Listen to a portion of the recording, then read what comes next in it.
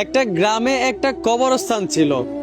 ওই কবরস্থানের পাশ দিয়ে যেই যাইতো সেই ওই কবরস্থান থেকে একজন মহিলার চিৎকার শুনতে পেত, যেন কান্না করে চিৎকার করে বলে। এইভাবে যখন সবাই গ্রামের ওই মহিলার চিৎকার শুনতে পেল কবর থেকে, তারপরের দিন গ্রামবাসী মিলে সবাই চিন্তা করলো ওই কবরের মাটি সরিয়ে দেখবে যে ওই কবর থেকে কে এমনভাবে চিৎকার করে। যেই বাবা সেই কাজ। তারপরের দিন গ্রামবাসী সবাই মিলে এমনকি হুজুরকে নিয়েও ওই কবরের মাটি সরাতে লাগলো।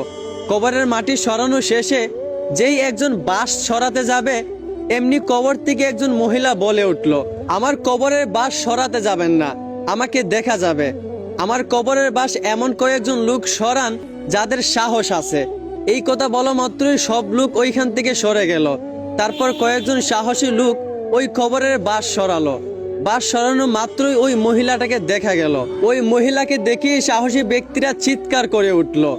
মহিলাটার মাথায় কোনো চুল ছিল না, মাথায় কোনো চামড়া ছিল না, মাংসও ছিল না। মহিলাটার মাথার মধ্যে পোকা ধরে গেছিল। মহিলাটার টুটটা পচে গলে পড়তে লাগলো। মহিলাকে জিজ্ঞেস করা হলো যে আপনার কবরের মধ্যে আপনার এই অবস্থা কেন? মহিলাটা তখন উত্তরে বলল, আমি যখন দুনিয়াতে বেঁচে ছিলাম তখন আমি ভালো হয়েই চলতাম, কিন্তু আমি রাস্তাঘাটে বের হলে বেপরদায় চলাফেরা করতাম। আমি ফেস ওপেন রাইকা চলাফেরা করতাম, চুলগুলো বাহিরে রাইকা চলাফেরা করতাম। শুধুমাত্র এই বেপরদায় চলার কারণে আজ আমার কবরে এই অবস্থা।